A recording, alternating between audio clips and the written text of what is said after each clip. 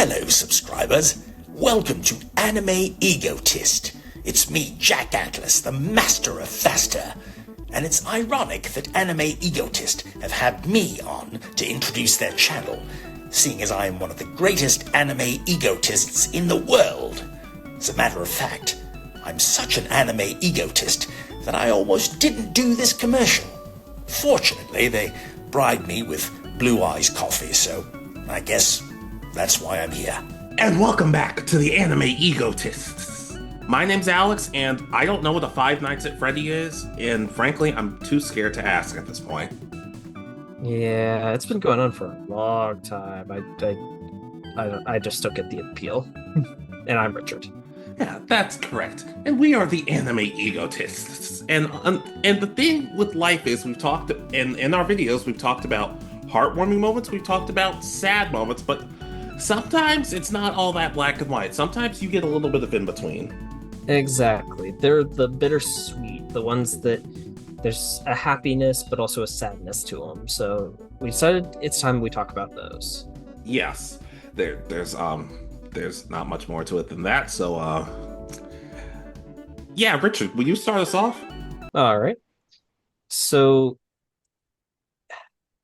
this one is kind of a combination because it's two different events technically. It's the end of the Mugen Train arc in Demon Slayer. Pretty much at this point we learned that the strongest demons can now be killed. We've learned that they're not immortal, like unkillable beings, like it seems like they are leading into this. But we also get the death of one of the nicest guys in the show, RenGoku. It's because the Upper Moon 3 shows up after Lower Moon 6 or 1 gets killed, and it's like, oh, you should join me. And then when RenGoku says no, he gets killed. So it's that bittersweet of we lose a very strong, fun, nice guy in RenGoku, but we do have hope that for the future there is a chance that we can kill these demons. I heard he got a hand through the chest. Yeah, which I mean, for most anime characters means that it's a survivable injury, but not for RenGoku. I've seen fan art of the guy who killed Rengoku and Akainu from One Piece, and they're both high-fiving each other through Ace and Rengoku. I'm like, you're a bad person for drawing that, but I respect it. Yeah, I've seen that same meme. I'm like, that's harsh, but yeah. Yeah, I do agree though. Like it always seems like you get the most hope the second you're like, oh dang, here's the hope. It's going to cost you one of your favorite characters though. Deal? No deal. Well, I've already done it. Sorry. Yeah, and I take it Rengoku just straight up stays dead. Yeah, as um it's the Demon Slayer world is, besides the fact that there are demons, keeps a very realistic way about it. People die and they stay dead. There's no bringing them back with the Dragon Balls or anything like that. People die when they are killed, apparently. Yep. Yeah, but I can definitely understand it. Does his killer at least get some form of comeuppance? I believe in the arc that's about to start. Like I know we're getting like movies for the final arc, so I believe sometime in this part, but I don't know exactly what happens. I know we get more backstory for him, like who he was when he was human and all that before becoming a demon. So it's interesting. I need to eventually catch up. I know I'm at least one season behind on the anime. Yeah, and I keep hearing good things about it, so that's always nice. So, maybe hopefully you'll enjoy it. Yeah, I really do. But again, it's a moment I've talked a little bit about, but I think just the combination of the hope that you get and the loss of a beloved character, it's very bittersweet. You get a moment at this point. Yeah, I can co-sign. Maybe one day with Demon Slayer, but I'm watching like a bunch of new stuff right now, so it's gonna take a minute. I understand. All right, so my first one, Go right ahead. the end of the Keel Arc, Windbreaker. Okay. All right, season two's been done, and I held back for a really long time, so y'all can't jump on me for spoiling it. It's so Keel are kind of an enemy gang of of the main cast. Yes, they attack people, they steal stuff, and they're not afraid to use weapons against people. And there's a kid named Anzai whose friend got roped into it, even though he doesn't want to be part of it. So Sakura and everybody else go to their hideout to take their friend back, and it takes the second years of the class showing up to save the day. You'd think, oh great, everybody's okay. Anzai's friend has been saved, the day's been saved, and no one's that badly hurt. But Sakura feels let down because he starts off the series like, I just want to be at the top. I want to be the top of the school, well, because of how people treated me before. But at this point, he actually feels bad because he couldn't protect his friends. A lot of them got banged up in some cases. So it's a sadness of how he blows up at himself and says, "Just yell at me. I understand what I did wrong. Just let me have it." But everybody tells him, "Look, we knew what we were getting into. We knew what we were getting into when we followed you, when we signed up for this school. Well, like look, you could always improve as a leader, but it's also on us for not being as strong as we could be." And it's just him finally realizing, because it takes a couple of episodes, he realizes it's not necessarily, oh, I just want to I want to be here to be number one. It's like, I actually have friends now. I want to stay here, but I also want to get stronger to protect people. So while it is sad that it's a case of, as they say, the second years had to come wipe their asses, which is not a phrase I'm used to hearing. And it is cool. It's also heartwarming because you just see it's like, hey, we don't blame you. Just keep getting stronger. We're right there with you. Yeah, it sounds like it's a really nice moment. The whole like I'm trying to think of how to put it. It feels like as if like the tuning had shown up in Naruto to save like all the Genin during like one of the missions or something. It would have been like a moment like that where you got to see like, oh, they are strong for a reason, or they got promoted for a reason. Yeah. And how the arc kind of starts with like Anzai's friend, she goes to a different school. Well, Sakura just meets her and she's crying about something. He's like, "Hey, what's going on?" Because people have been twisting his arm, like, "Hey, if someone needs help, go help them." And after hearing her out, he just goes, "Well, just leave it to me, okay?" And then when they all reunite, she tearfully thanks him, and of course he's embarrassed about it. But it's cool because no one sees it as Sakura messed up. People see it as, hey, Sakura, you did a good thing. Also, the first time she met, she was like, I appreciate that. Actually, you made me feel better. I'm getting kind of hungry. And then he looks at the food in his hand. He goes, "No, you can't have any." She's like, "I wasn't gonna." Okay. No, that sounds like typical anime where the food is the most important part. Yeah, I mean, to be fair, let's see, sticking up for her, making her smile, drying her tears, saving her friend, giving her your food. I don't know if I could do that last one. Yeah, that sounds about right. Yeah, but just it's the sadness that Sakura felt sucked. But like his friends being like, "Yo, it's cool, we got it. We still like you." I'll co-side. I've had Windbreaker on my list to eventually watch. I just don't know when I'll have a chance to. All right. So my next one, Please. end of Dragon Ball GT. Um, Goku, who's still kind of in his kid form, he's gotten super strong, and he decides he's going to go off with Shenron and uh, train and grow stronger. It's just a weird, like, pretty much Goku says goodbye, and the way he says goodbye is this is forever. He's saying goodbye, like I won't see you again. And the day is saved. You know that the world is facing entering a much more peaceful era than it has over the last like 50 years or however long it's been since the start of the series, technically at that point. But you know that Goku's going out there to become stronger. He's pursuing his own goals at this point, but it's still that sad because that really felt like, oh my god, it's the end of Dragon Ball before we got Super and all that. So again, kind of bittersweet. The adventure continued somewhere else, but we don't get to see it. Yeah, part of the thing for me, like I definitely can understand that. It is kind of one of those things where I feel like Goku deep down's like, seriously, somebody please take the mantle.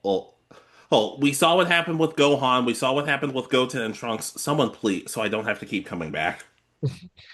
And he doesn't come back for what, like 50 years or something until Pan's an old woman, and his great grandchildren, or no, great great grandchildren are uh uh just now starting to become fighters. Yeah, something like that. I don't know. And it is also sad because it for me at least whenever I watch the series, it's like, oh hey, in drag like because whenever there's like, oh, we have to train 3 years for the androids, or oh we or like 10 years pass after the Buu saga, whatever. It always feels like they don't see each other. The gang doesn't see each other that often, even though all of them can fly and some can teleport. So Hmm. I don't know. I just always like part of me doesn't want to think that they drifted off, but part of me is also like knowing this group. I wouldn't completely surprise me.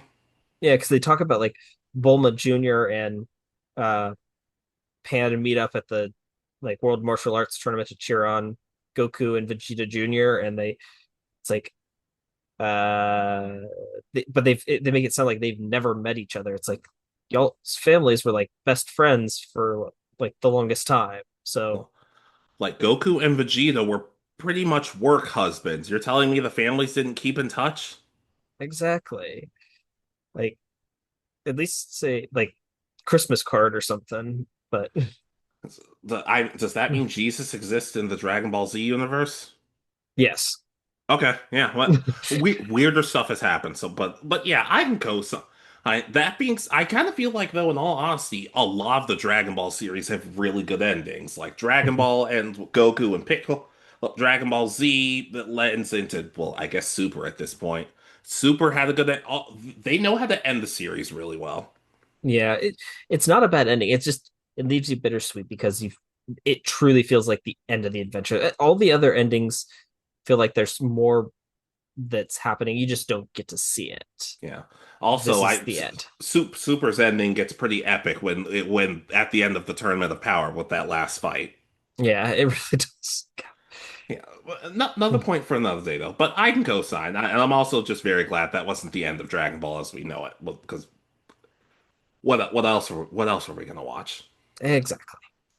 All right, what else were we gonna watch on Toonami? But speaking of Toonami, can I get to my next show? Go right ahead. Layla returns to the Mamodo world. Zatch Bell. Okay. So Layla, one of the ancient Mamodo who's in stone, and Zophis tried brainwashing her and a bunch of others so Zophis could become king. Layla and her partner Albert all they befriend Zatch and everybody else, and they fight alongside them and give them advice, and they're instrumental in the arc, especially with Layla's own fear of loneliness and being turned back into stone, and how Kyo in particular helps her with it. It's really cool stuff. But after they beat Zophis and Zophis undoes all the brainwashing and damage he's done, Layla says, "Thanks, everyone. I really couldn't have done this without you. Now please burn my book." And they're like, "What do you mean?" They're like, "Burn my book. Look, my mission's done. I have no interest in becoming Mamodo King. Hey, the one thing I wanted to do was stop Zophis and everybody else. And now that we've done that, I can move on with a healthy conscience. And it sucks because we all grew to really like this girl and how she basically saved them numerous times throughout the arc, only for her to be like, as much as I'd like to hang out with you guys for a little bit longer, I'm just so tired from all this fighting and everything. Just please take care of it. And you even get a cute moment where she jumps on her partner's arm, he finally got unbrainwashed, and we got to see a little bit of his personality. She's like, "Oh, you're the best partner I've ever had," and she jumps up him and climbs him like a spider monkey. I don't know. The visual itself is hilarious, but it was sad to see her go, but she finally accomplished what she wanted to get done. So in a sense, I'm like, I can respect her mindset for it.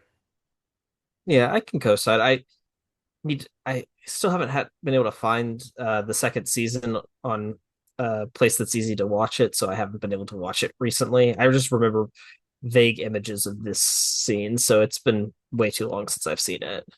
Yeah, but just she was a really cool character, and I'm gonna be honest, they probably did the right thing because Loki, I don't know what she would be doing at that point if she had just said, "Oh, well, we'll see you guys late down the line." Like she might have just become fodder for another evil Mamoto or something.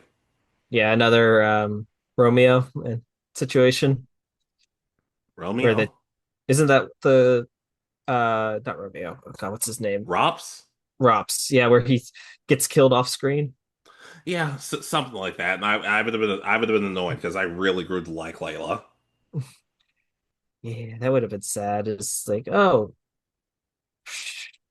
randomly she's no longer here, and the other person's life is kind of falling apart because of it. Yay! Yeah, it is cool. Well, actually, if anything, the whole shockingly, the aftermath of that arc is really interesting because you get to see some great stuff from Concha Man Fulgore involving Dr. Riddles. You get a really bizarre yet awesome Victorine episode, and then there's another episode that I I don't, it might be a little too weird even for me. And that's saying a lot. I've seen almost every episode of Bobo Bobo Bobo Bo, and even like, no, that didn't prepare me for this episode. Yeah, yeah, no, that is saying a lot. Another point for another day. But just Layla's goodbye. As it was sad, but at the same time, you couldn't be happier for her in a sense. Okay. All right. So my next one, Please. I put when Miri's mom dies in Buddy Daddies. Okay. Yeah, Yeah. it's not the most sad moment because again, we don't necessarily feel like the mom is the best character. She's abandons Miri early on, and it's pretty much she's paid to pretty much take Miri back. Or isn't that kind of the mindset that it's Well, she's encouraged because it's kind of a case of it's like, oh, well, you need to take her back because like she learns about what their line of work is because she didn't know what it was in the first few episodes. She's like, I know what you guys are doing, so it would be a lot safer if Mira were to come with me. The sad, twisted irony aside. yeah, and yes, she's not a good mother. She's really struggles with especially once she gets sick and um she was and pretty much just sends Miri away to live with these random strangers. It's just not a good look throughout the series, but you still feel that she does love Miri at the end. She does care about her and wants what's best for her, and just her death. Well, the reason it's kind of bittersweet is again a mom dying for her child, and then um, but you know that Miri's going back to the buddy daddies. It's just it's such a that's the best part is that you know that they're now going to step back up. Yeah, but and the other thing that kind of retroactively makes it really sweet is that as Miri grows up, she still has a picture of her mom, and she says right before she goes to school, "All right, I'll see you later, mom." Kind of implying that Kazuki and Rei never told Miri all the bad stuff about her mom. Like they may have just said, "No, she was a good woman. She really loved you." Exactly. So as I said, it's a bit bittersweet just because the whole concept of a mom dying for her child, but it's still like sweet because they get Miri back, and you know that's kind of where she belongs. Yeah, and then her killer dies the next episode, and I laughed at a completely acceptable volume. Well, with who her killer is, it is completely justified. Yeah. It's at that point I think I realized maybe going back to therapy wouldn't be such the worst idea, but that's yeah, That's it. That's expensive. a little bit. But I can definitely co-sign though. All right. So your next one? All right. Spectra releases the Resistance, Bakugan New Vestroya. Oh, okay. All right, so one of the main villains, Spectra, he and a lot of his other co-villains, the Vexos, have kidnapped a bunch of Bakugan, including a lot of our heroes' Guardian Bakugan from season one. And I guess I'm sorry I have to spoil this, but what the Resistance is actually Dan, Marucho, Shun, and their new friends.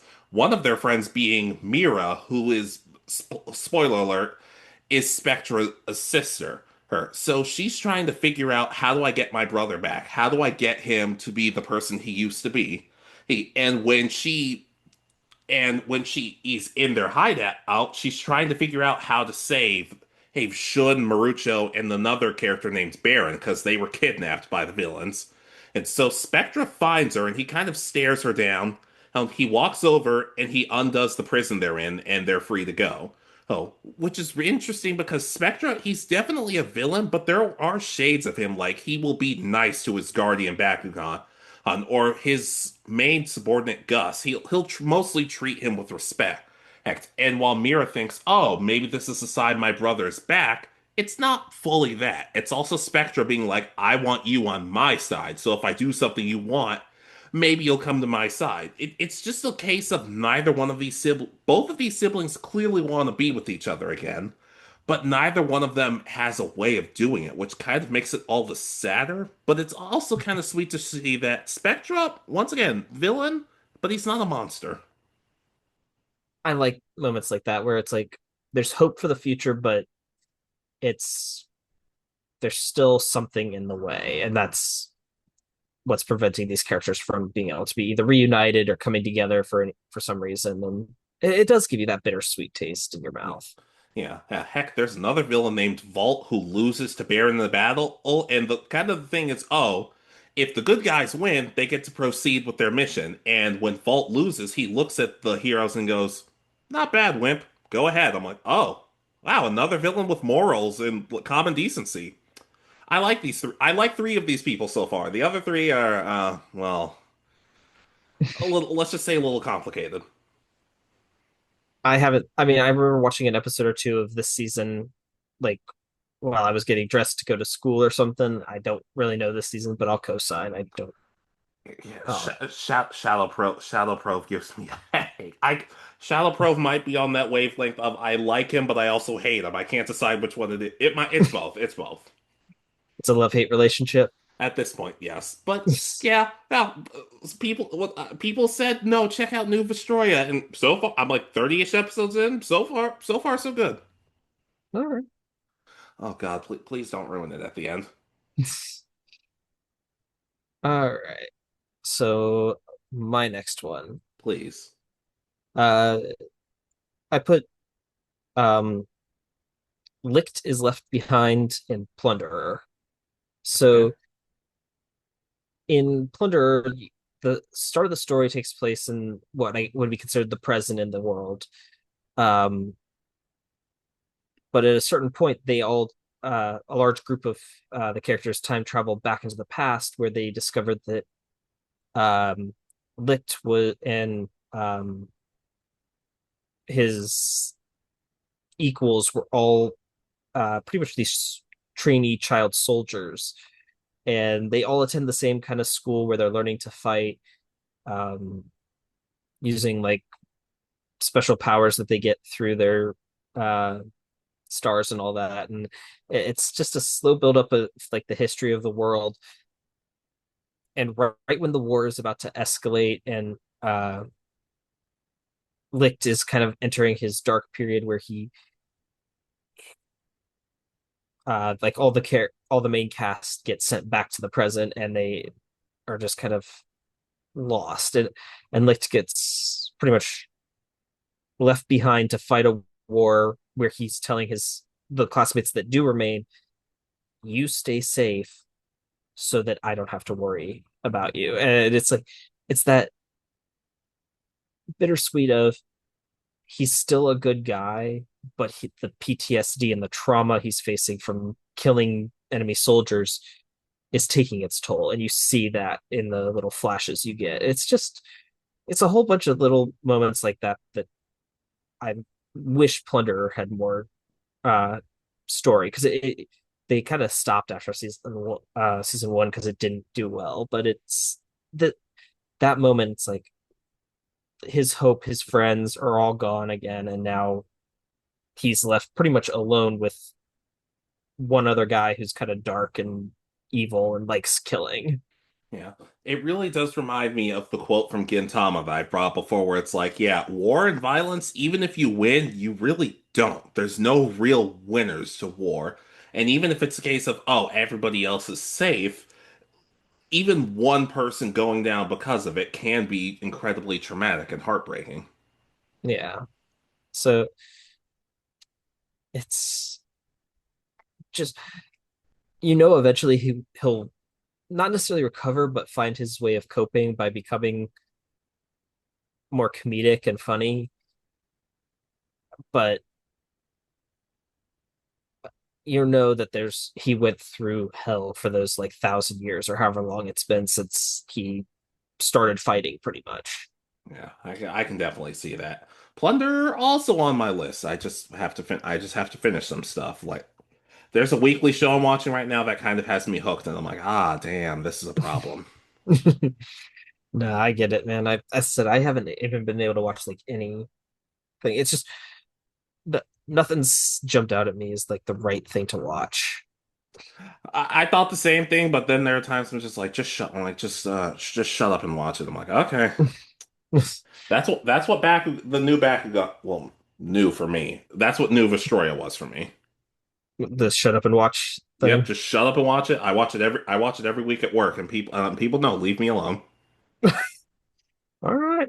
Yeah, but in all seriousness, it does, like I said, just like you said, just the aspect of war, like and just like that. Hey, everybody else move on. I'll take on the burden by myself. I can definitely understand why you would be touched, but also a little sad by it. Exactly. So your next one? All right, Sasuke goes to Orochimaru, Naruto. Okay. All right, so this is specifically at the end of the arc after Naruto and Sasuke have fought. Kakashi shows up too late, and Sasuke has beaten Naruto and moved on to Orochimaru. Where how he knows where to go, I'm not 100% sure. But never mind though. Oh, but while Kakashi has saved Naruto's life and they're getting back to the village, it's the medical team find them and they go, "Hey, how's Naruto?" He's like, "He's banged up, but he'll be all right." Hi, and then they say, "What about everyone else?" It's just like, "Well, Shikamaru's injuries were fine. He's good to go." Oh, Kiba's injuries were a little more severe, but nothing life threatening. And then they say, "But Neji and Choji are in critical condition, and it could go either way." Hey, and you just see the reaction of the subtle reaction of Naruto, just realizing and this type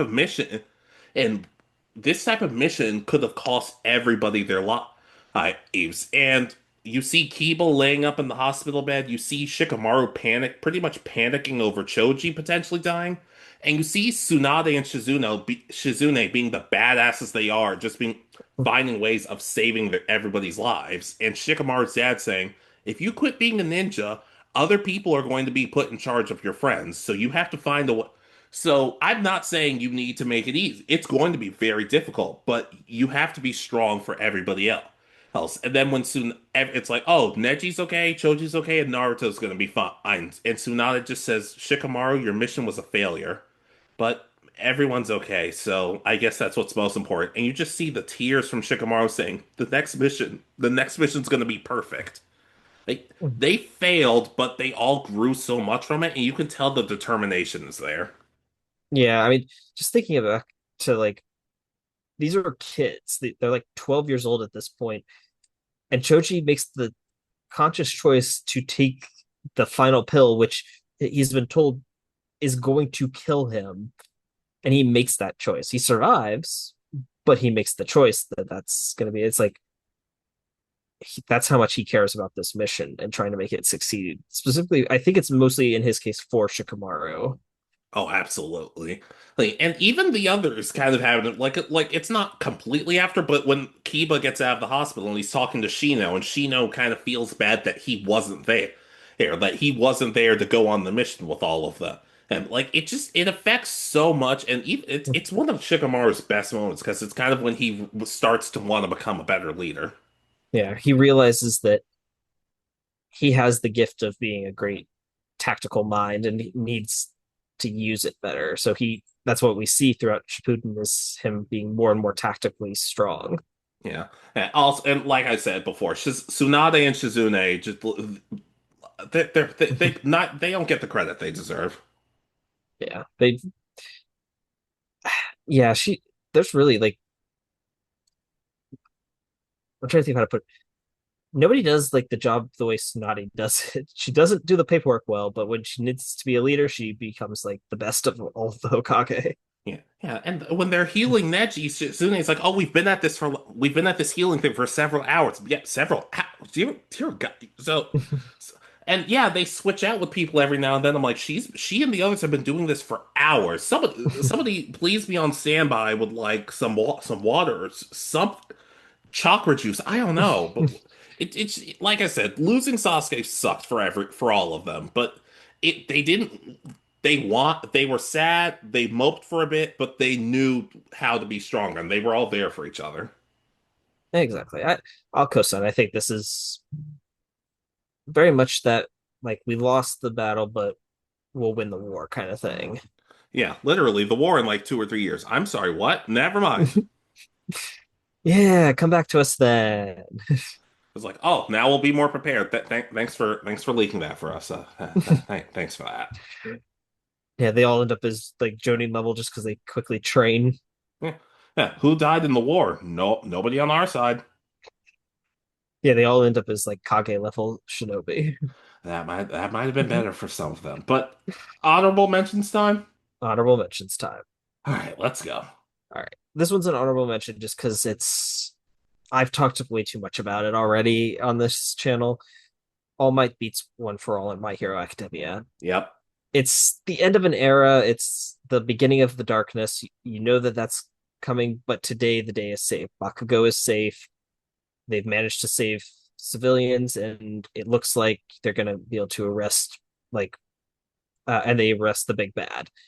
Uh, it's as I said, there's that little bit of hope for the future, but you know that there's something bigger is coming at this point, and it leaves you with the we saved the day, but are haven't now we have to prepare for war. So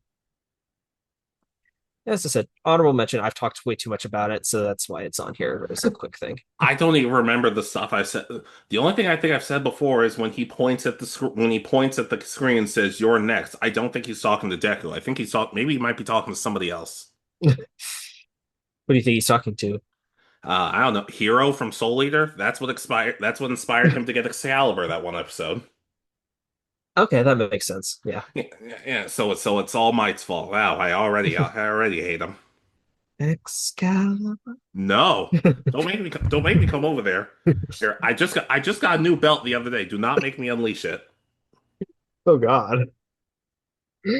But yeah, it's just with all the emotions that there, it's very bittersweet. Yeah, I can definitely understand that. All right. So your first honorable mention? All right. SunFlora and the others give up their food. Pokemon Mystery Dungeon Explorers of Time, Darkness, Sky. Okay. All right, so the two main characters. I'm just gonna throw out their names because saying the two main characters gets obnoxious. Let's just say Munchlax and Mudkip, just for the sake of the game.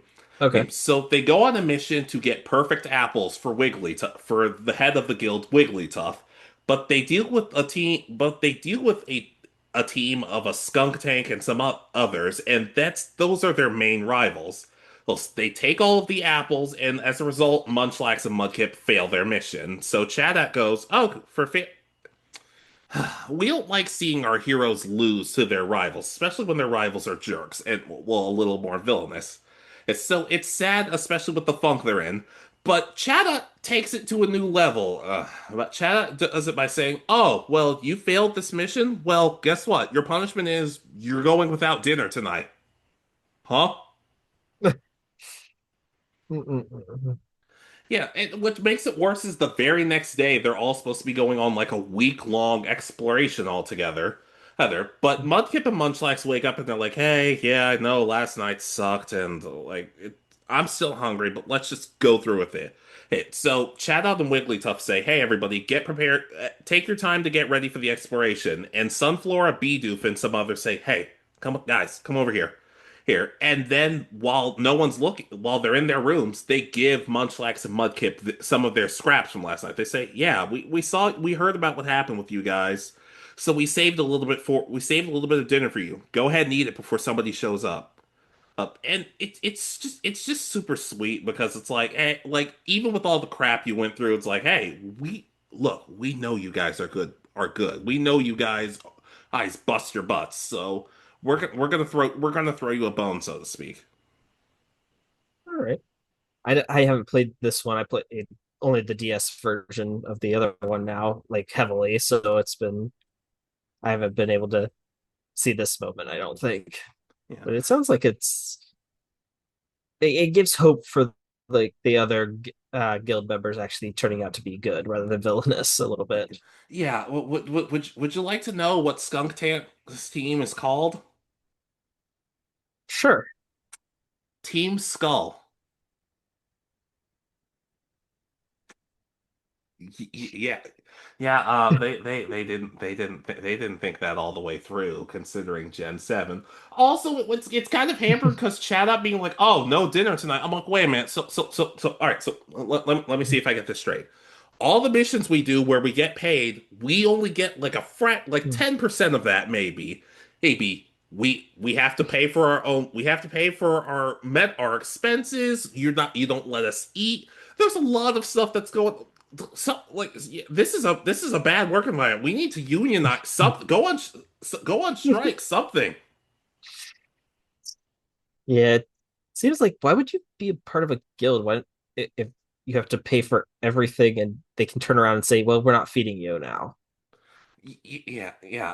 I want to say it's like, oh, you've gained 3,000 poke for doing poke doll, whatever the heck the currency is called. Oh, but since you're part of the guild, you only get like 300 of that. I'm like, yeah, yeah. I'm going on strike. The world can burn for all I care. I'm hiring this Ndidi. It's going to be a lawyer. Uh, in fact, I'm joining the villain. Yeah, at this point, low key, I would too. Ooh, but you just the idea that hey, they failed, but like SunFlora and the others are, or they're kind of like big siblings to them. Okay, I'll go ahead and co-sign. I'm going to get play the rest of that game. I've got it. I think I well, I have the first game on the Switch, so I don't know if the second one is on there or not. No, no, it's not. Also, you want to come over for dinner tonight? We're having chat it.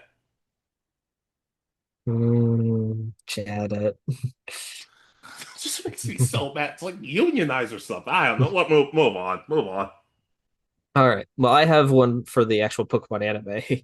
Oh boy, Mr. Fancy. This one is just when Charizard gets left at Charcific Valley. It's bittersweet because you know that this is one of those few moments that it feels like Charizard's going to come back at some point and that he's going to be stronger because he's off here training. But the other like the but it's that sadness of he has kind of only just started listening to Ash again, and it's just a little disappointing that he's not in like control of or he doesn't get to stay on Ash's team and make like Ash doesn't get to have this super strong Pokemon for like the rest of the anime. True, but look, I mean this is the best way possible. But considering, look, I pick on Ash Ketchum a lot, but there are times where I'm like, dang, I kind of feel bad for how Charizard's treating him. So seeing him get smacked around that episode was in my, it's a little bit of like, yeah, look, like he low key deserves some of it. That being said, it is cool that Ash makes the decision to be like, hey, you need to get stronger and you're going to be way stronger training here than coming along with us. And from the next several decades at this point, he's been showing up. Ash might have been right on that. Yeah. So as I said, it's got that bittersweet taste just because it's like he could have stayed on Ash's team and probably not been as strong as he gets, but he's also like he's missed. That's the thing. He's finally starting to listen to Ash, and it feels like he's missed at that point. Yeah, on Ash's team, yes. In every other aspect of the Pokemon media, not so much. No, no, no, no. But I can co-sign. I remember watching the episode as a kid when it came out, and I was like, oh, so oh no, they're actually leaving Charizard. That's oh dear. Yeah. All right. So your next one? All right. Yusei beats Kalin, Yu-Gi-Oh! 5Ds. Okay. All right, so in the Dark Signers arc, Kalin gets corrupted because he used to be a friend of Yusei, Jax, and everybody else's. So Yusei, at the first time they duel, Kalin he doesn't officially win, but he pretty much wins. And Yusei kind of has to deal with the fear of all the things going on with this. And they have another duel, and Yusei wins, and it snaps Kalin out of his brainwashing. But unlike just snapping him out of it, it also takes his life, and Yusei has to kind of struggle with the idea of he couldn't fully save his friend. And then Callan says, "Hey, I'm the one who messed up. I'm the one who fell under the control, and I'm the one who started hurting people. You please stop feeling guilty for everything that's gone on between us. I forget. I should be asking for your forgiveness, not the other way around."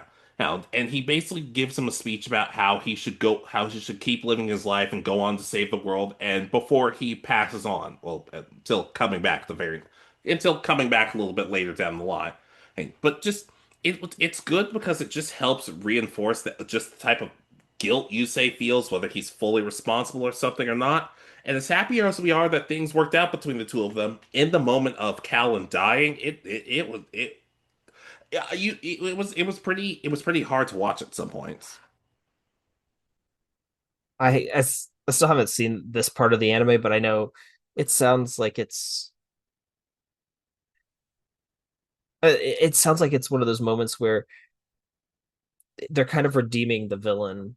Um, so I can see where it gives them hope. It's like, yes, he lost his life, but he also became himself again at the end, Yeah. and that's nice.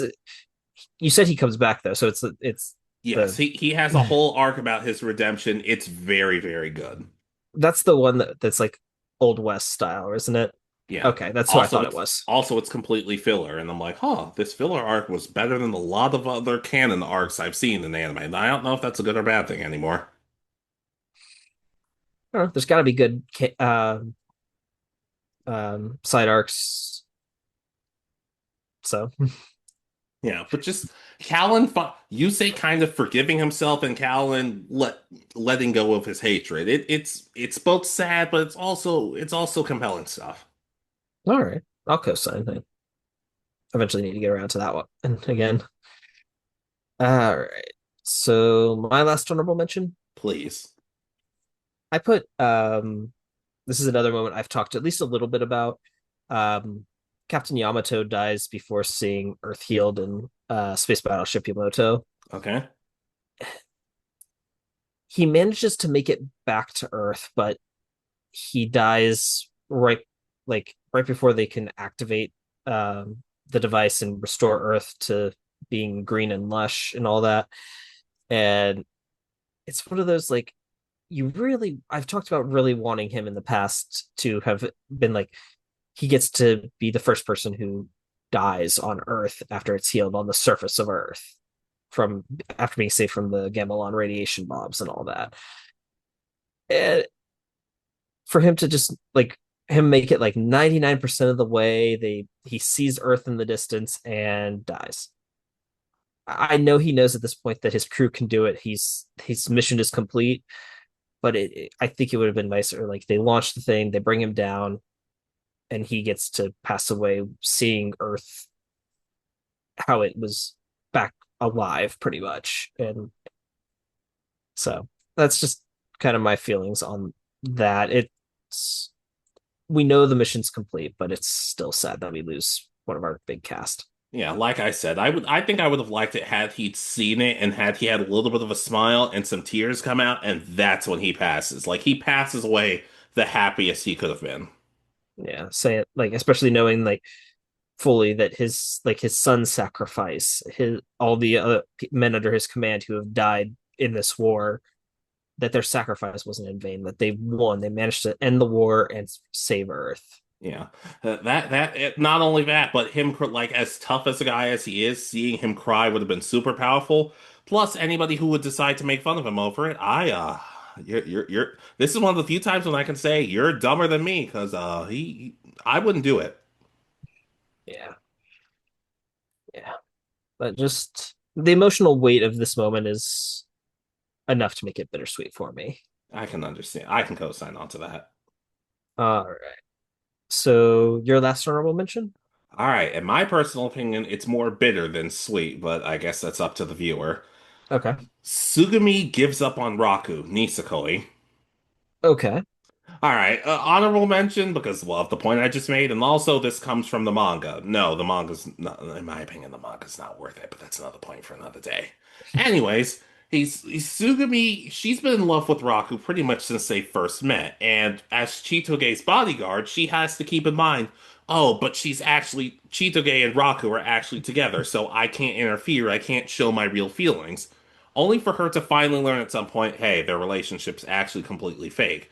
Hey, and she legitimately asked Chitoge, "Oh, so the relationship's fake. Well, how do you actually feel about Raku?" And Chitoge says, "Well, I actually do like him, all things considered."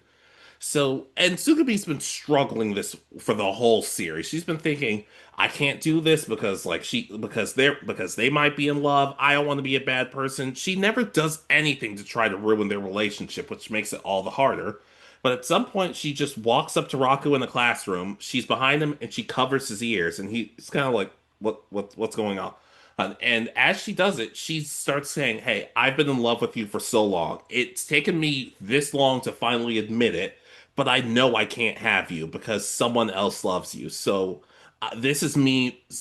This is me essentially saying I give up." It really sucks because they made her such a likable character, and you might think, "Oh, she's doing what she can for one of her closest friends," and I'm thinking, "Yeah, that's great and everything," but like.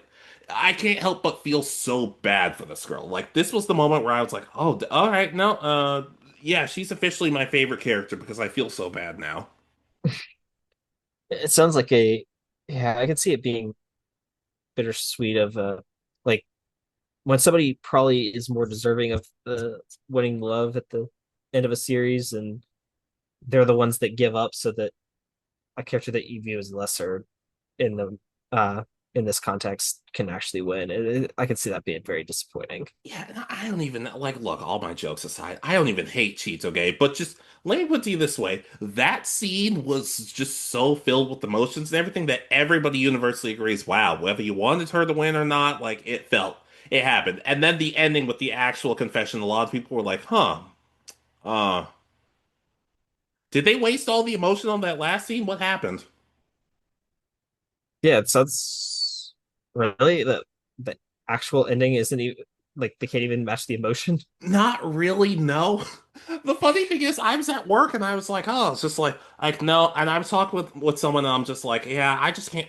Romance anime is just super hard for me. I got burned by Nisekoi, and my boss was like, oh, you got burned too, and I'm like, I knew I liked you. We both suffered together. No, like, is the ending horrible? No, but it drags, and then when by the time you get to the ending, you're like, huh, was that worth it? It sounds like the answer is no. No, but the ending aside, Sugumi just giving up. Just it's at the point where you're like whether you want her to win or not, like you felt part of it's like, oh, she's doing it for her friend. That's really sweet. But part of it's also just like, whatever you're doing in your life, I hope you're happy because you deserve it. Yeah. All right. I'll co-side though. I think it sounds like it's definitely a moment that would have been better had maybe she been in a confession and they get together at the end of the series. Yeah, sure. I don't even know how I'd rewrite Nisakoi. No, that's not me teasing a video. That's just me saying I legitimately I don't know. I don't know what to I wouldn't know what I would do. All right. So my last one. All right. All right. So I put the Dragon's Return in Fairy Tale. Okay. So this is at the end of the Tartarus arc. The world seems like it's kind of, or they've kind of ended and saved the day. And Agnologia, which is a wizard who's turned into a dragon, shows up and starts attacking. And it's revealed that all of the dragon slayers that were part of the first and third generations, their dragons have lived inside of them to suppress what they call the dragon seed. Um, which every Dragon Slayer has, which because they use dragon magic in their Slayer magic, is slowly turning them into a dragon. And so they've been suppressing that for years. That's why they could never find the dragons when uh, they went looking for them. They come out of their individual Slayers' bodies to help fight Agnologia, only for the Igneel, Natsu's father and dragon, gets killed, and all the others pretty much are like, we've used all of our magic suppressing the dragon seed in each one of you. That now that we've come out, we can no longer can survive, and they start fading away. So they managed to drive Agnology off. So it's like one of those, they save the day. You know that they've never left their individual dragon riders, which is really a happy moment. But then you know that they're all saying goodbye for real this time. They can't stay, and they like do the whole disappear, like fade away kind of thing. So it's a very sad but thrilling kind of battle at the end of a very very dark arc and fairy tale. Yeah, so this is like after they've beaten the big bad, and at least for that arc, or just Yeah, so okay. it's at the end of the Tartarus arc. They beat uh the Dark Guild Tartarus, and then it they turn around and Agnologi is attacking. If I remember correctly, it's because he senses all the Dragon Slayer magic, and he doesn't want rivals, pretty much. And they, um, the dragons come out because they know the Dragon Slayers are not ready at this point to defeat Agnologia. So Yeah, yeah. When I had a friend explain to me just, oh yeah, dragons are a thing in fairy tale, and I'm just like that somehow doesn't surprise me in the slightest. And then they started talking to me more and more about it. It's like, oh, it doesn't seem like it's just oh, dragons randomly pop up. Seems like there's actual like lore and world building around it. yeah, it's there's a lot of history in this because Agnologia is not the only one to become a full dragon out of uh, being a like first being a dragon slayer. And there's history like where like at first they weren't dragon slayers, they were dragon mages, and then they became dragon slayers when they started using dragon magic against dragons. So it's there's a whole thing with that. Yeah. So if Skyrim ever gets a sequel, we should expect Fairy Tale DLC because that seems like it might actually work. Maybe, but I know Elder Scrolls 6 will be out when we're like 70 years old. So If we're still doing this podcast by then, I'll find a way to be okay with it. it'll come out at the exact same time as GTA 6, Yeah, probably. even though that's supposed to come out next year. Sure. Yeah, I'm not in any rush. But yeah, I can co-sign just in the sense of these dragons aren't just, well, monsters. Like, there actually is a likability to them. So seeing Mhm. them all disappear, even though at the end of the arc can be, I can understand the mixed feelings. Yeah, the way that all the dragon slayers describe their dragons, it's like a parrot. Like when they talk about Natsu talks about Igneel, Wendy talks about I can't remember what her dragon's name is now, but she talks about like her being the very caring, healing mother, which is why her powers are very healing and more support magic. Um, you've got like the darker aspects of not like abusive or anything of the Shadow Dragon, but more of like controlling your inner darkness is what how he's described. It's like they very much were parents to these kids when they were learning their magic. And everybody has a dragon that's the same magic that has the same magic as them, or is there like variation? Just now I'm curious. They all have so like Natsu is the fire dragon slayer, and so his dragon was a fire dragon. There's um the ones we know that actually had dragons were him. Wendy had wind magic. Um, there's a light, a dark, and a steel. Um,